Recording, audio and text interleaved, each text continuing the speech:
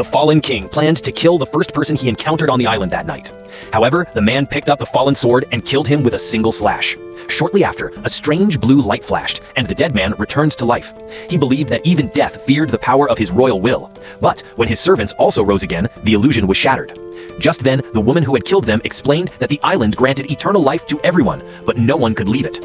The man did not panic. Instead, he felt elated at the thought of ruling an eternal kingdom. He immediately decided to challenge the island's king. When he saw the king's unrivaled skill, he stepped forward to fight. However, within 3 seconds, he woke up on the beach. He had just been killed.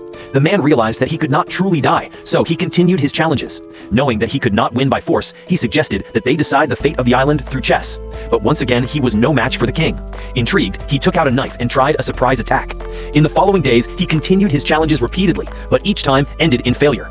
After so many trials, for the first time in his life, he doubted himself. He couldn't understand why a man born to be a king kept losing to others. His servant told him that those who had fought him before were simply afraid of his title and never dared to fight seriously. The truth was hard to accept. The man refused to accept it. Enraged, he vented his anger on the servant. Now, he had only one thought in his heart: defeat the king and seize the throne. He climbed to the dark temple on the far side of the island. With a wave of the robed figure's hand, a dim red light flashed. By sacrificing a part of himself, he could gain power. Since he could not die, he continued to sacrifice himself until he had assembled a complete set of dark armor. Sensing his immense power, he prepared to challenge again. At that moment, the abandoned servant had become the king's trusted advisor.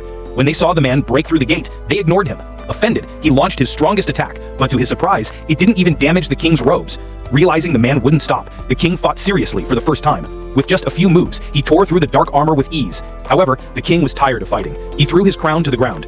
Faced with the throne that seemed to be given as charity, the man felt confused. Then, a familiar hand appeared. It was his servant.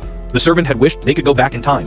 That was the true meaning of the island, an eternal second chance. But, to everyone's surprise, the man ignored his servant. Instead, he joyfully grabbed the crown and ran out of the palace. He didn't notice the servant's despairing eyes, or the king casually opening a chest full of golden crowns. The man headed for the shore like a child.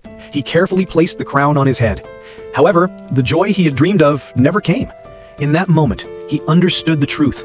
For this crown, he had lost everything.